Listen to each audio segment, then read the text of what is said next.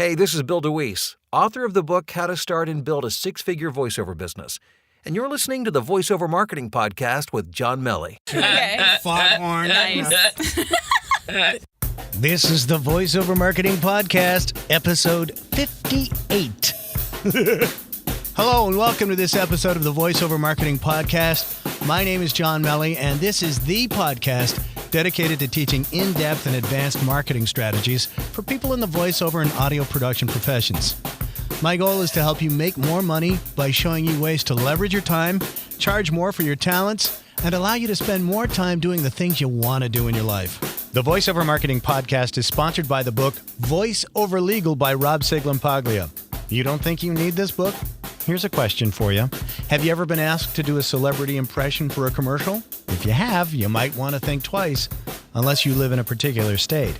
You can find out why impersonations can be a problem and why you could get sued if you do one, and which state is exempt from all of that on page 28 of the VoiceOver Legal book.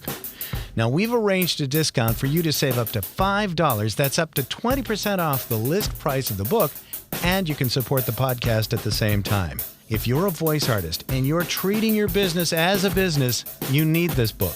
Just go to voiceoverlegal.com. When you go to voiceoverlegal.com, enter the promo code VMP at checkout to save $5 off the cost of the book. That's promo code V as in voice, M as in marketing, and P as in podcast at checkout to save $5 off the cost of the book, and you'll support the podcast at the same time. Thanks. And now back to the show.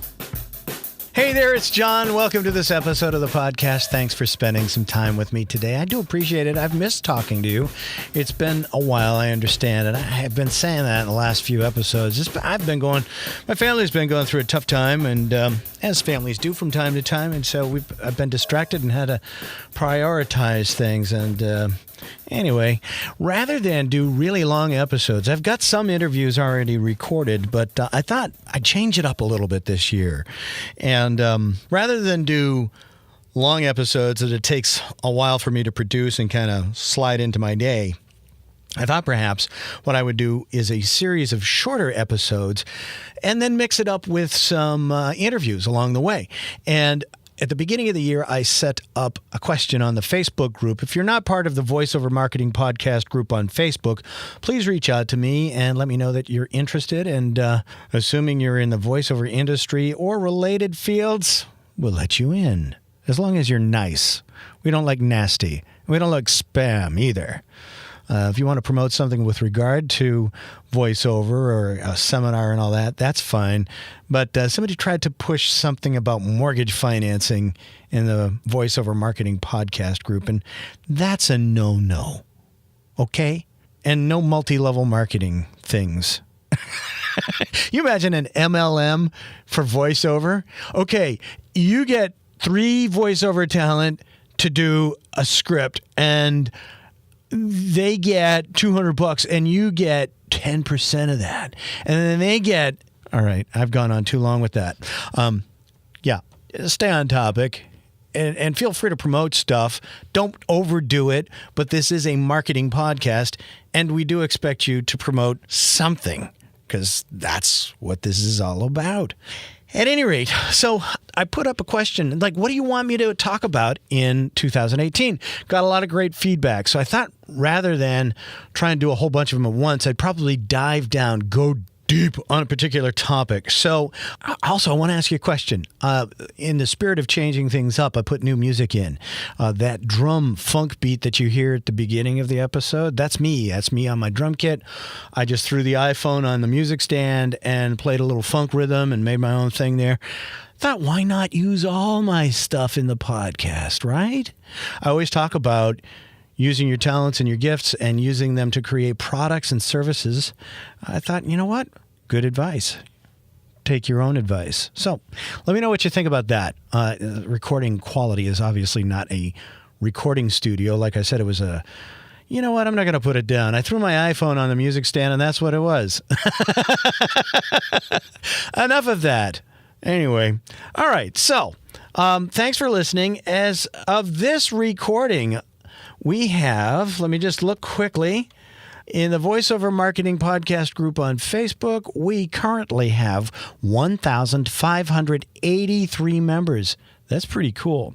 So let's take a look at some of the comments that I got. Basically, the question was, what do you folks want covered in the VoiceOver Marketing Podcast in 2018? And we got a lot of great comments. So let's just take them in order. And Tracy Wild, this is for you. Her question was, what are the best platforms, I'm paraphrasing here, what are the best platforms and how to effectively use them? And what ratings would you give those platforms and why? Comparisons to each other would also help. Time-saving tips on how to manage your marketing. Okay, so, this is interesting. Do you break your marketing into categories? Do you do certain things daily, weekly, monthly, etc.? Those are a few to get the ball rolling. Thank you. You're welcome, Tracy. Thanks for listening and being a part of the podcast group. And we've got other comments, and I'm just going to go through here. This post is pinned at the top of the VoiceOver Marketing Podcast group. So if you want to add to this and we just keep this thing rolling, that would be great. I'm all for that. So, anywho, Tracy, the best platforms, I think if I'm understanding you correctly, you're talking about the pay-to-play sites. I'm going to assume that you are. And, it's the elephant in the room. I've really kind of shied away from commenting on them a lot, but I guess I kind of have to come clean on what my thoughts are about the pay-to-play sites because they're a dominant part of the conversation in the voiceover industry at this point. So here's my thing. I think when they first started out, and I'm not singling out any particular pay-to-play sites, I have mixed feelings. So I think they can be valuable.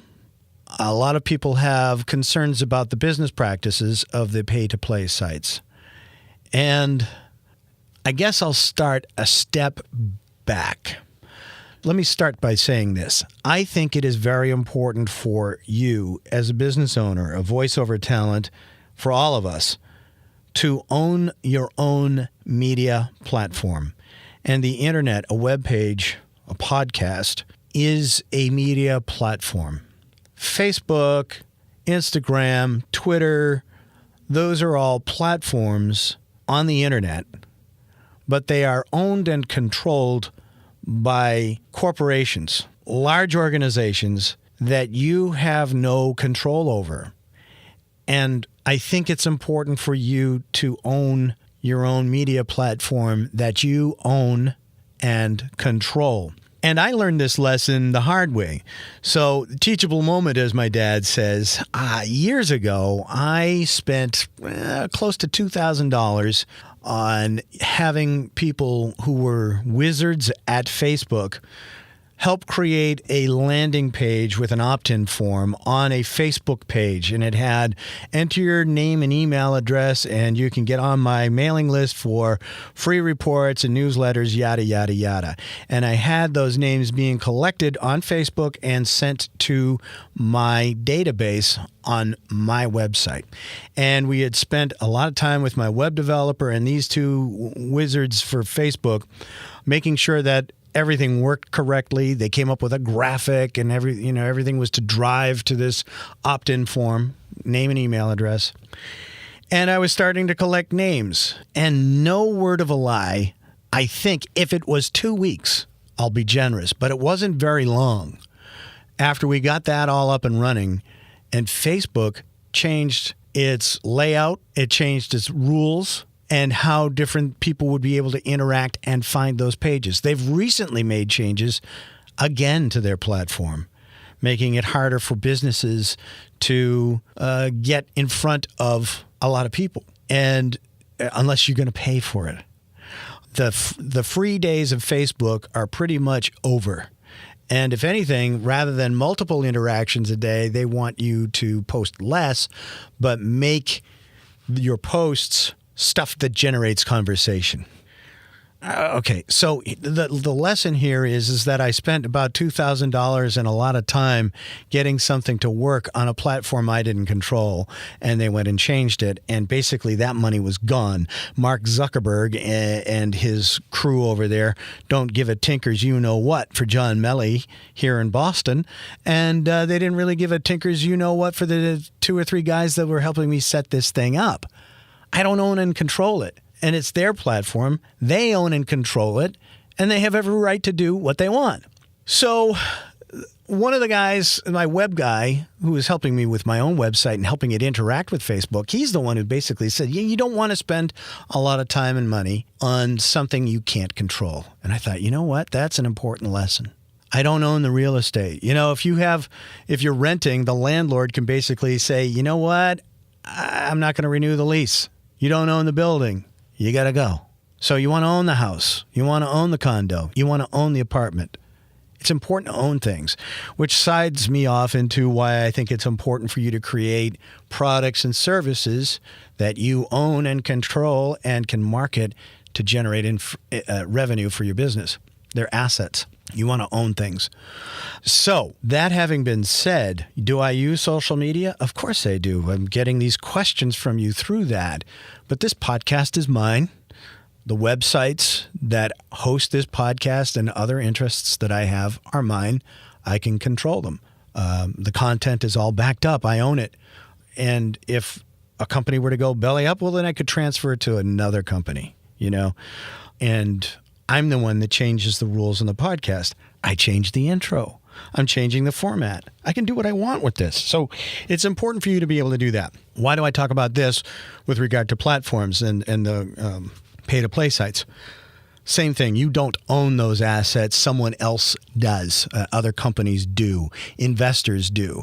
And when investors want a higher return on their investment, as some of the cases may be with one particular voiceover pay-to-play site, they change their business model. They raise their rates. They change how you access their clientele and their opportunities.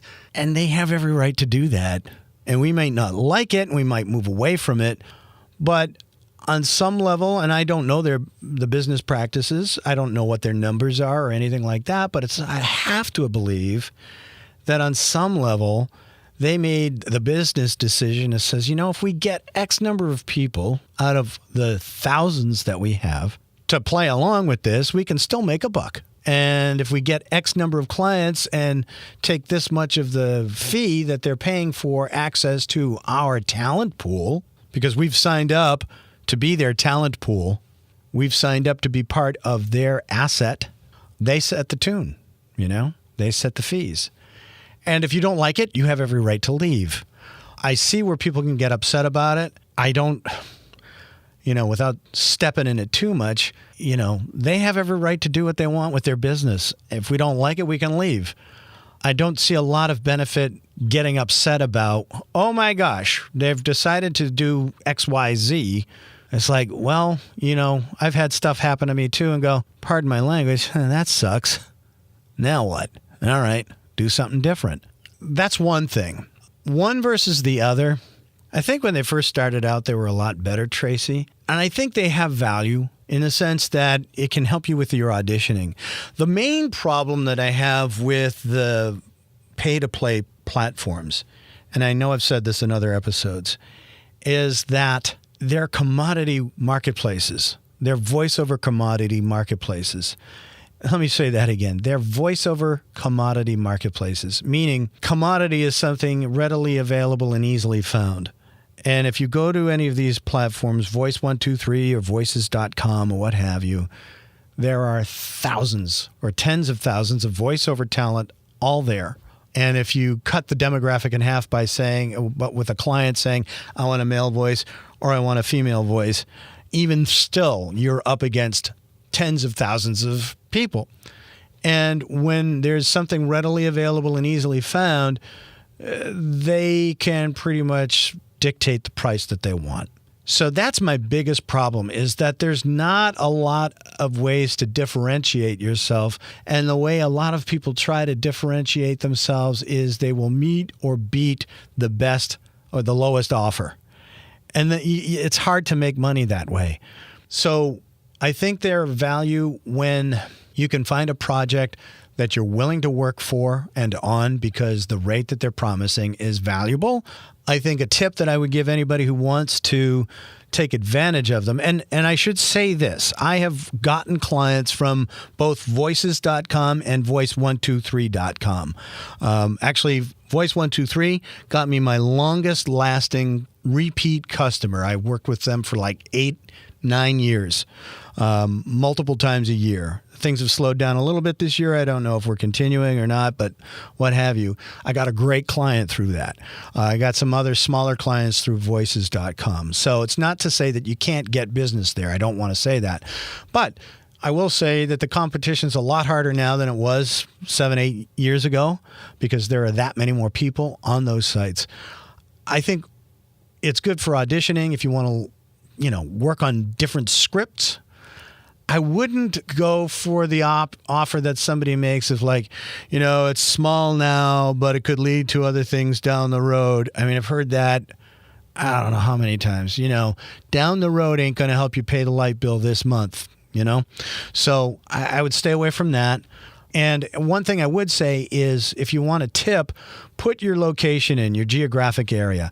For some reason, people still like to work with people locally. Not everyone. Some people don't care. I mean, I did a job for somebody who was based in Thailand last month, and that was kind of cool.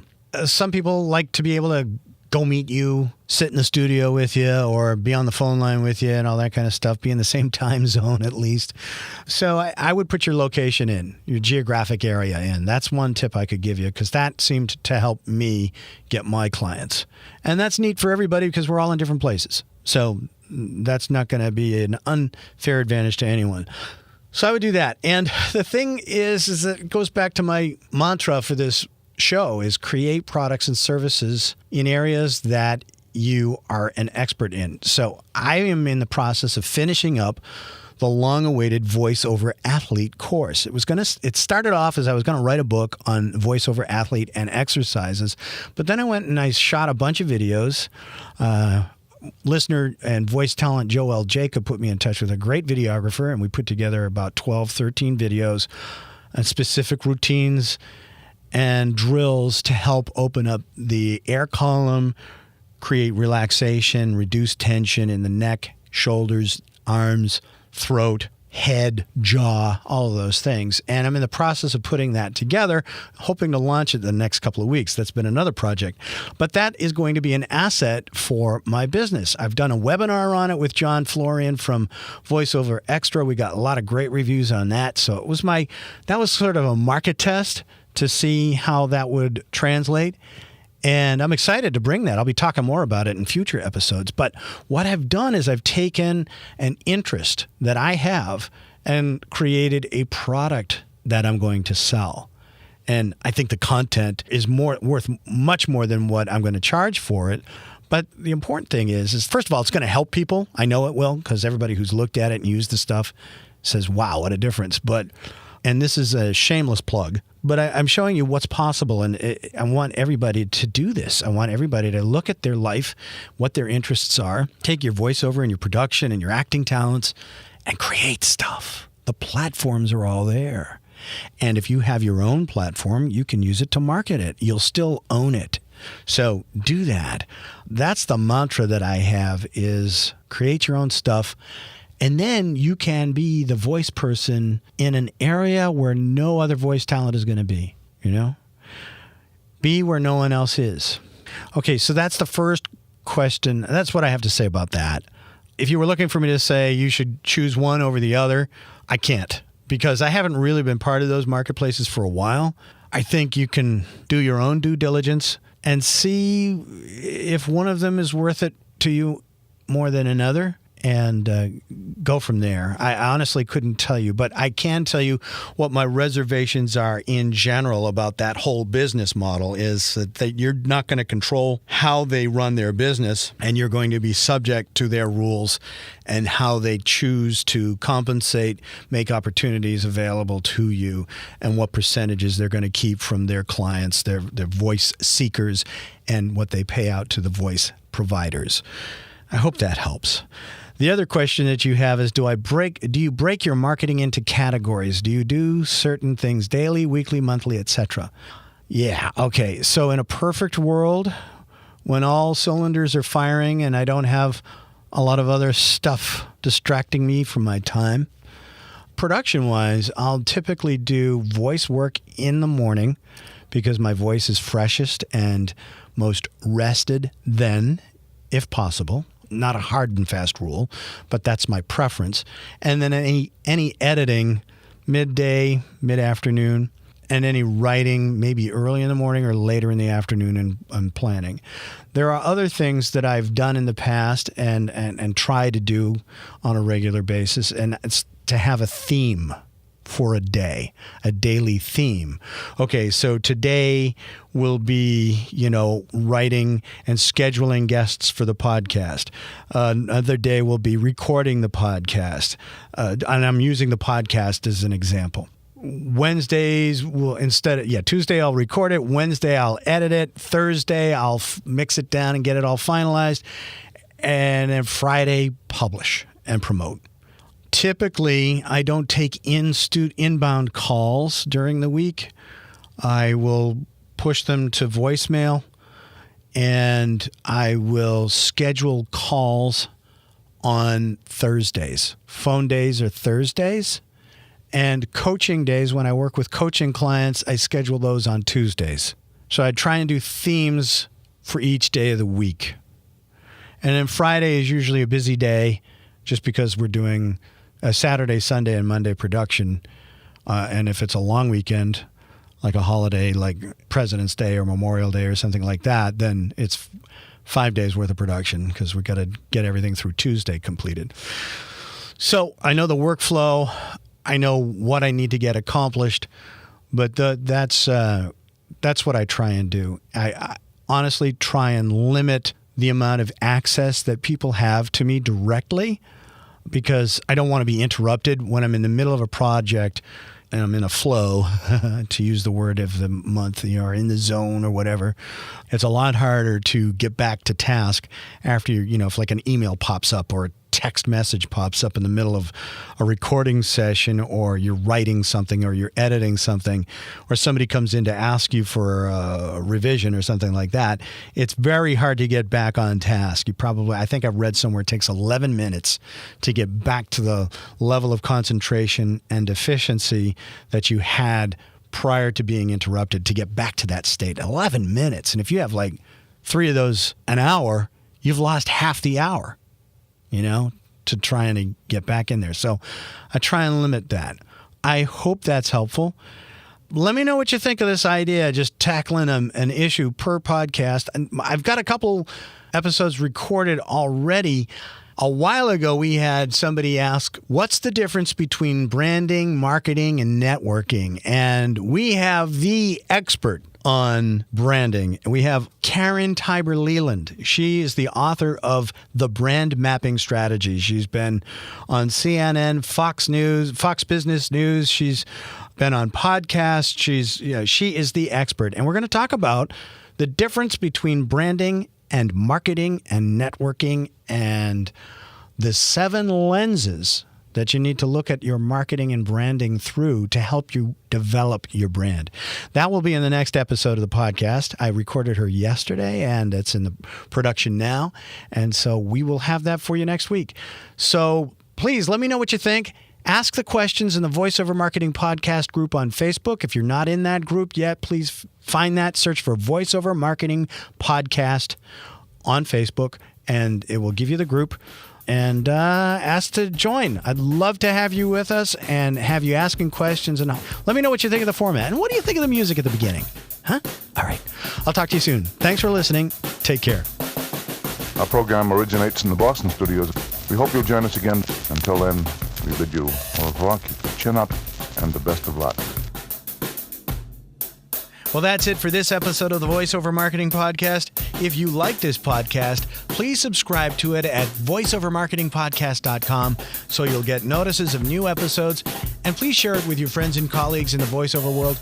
Also, it would be a huge help if you'd like this podcast and rate it on iTunes to help keep it near the top of the list. Feel free to share your comments and questions about this episode and future topics you'd like discussed at voiceovermarketingpodcast.com. And if you'd like more information on one-on-one coaching with me and mastermind group opportunities where we focus on growing your business, feel free to drop me a line at my cyber assistant's email address at mike@johnmelly.com.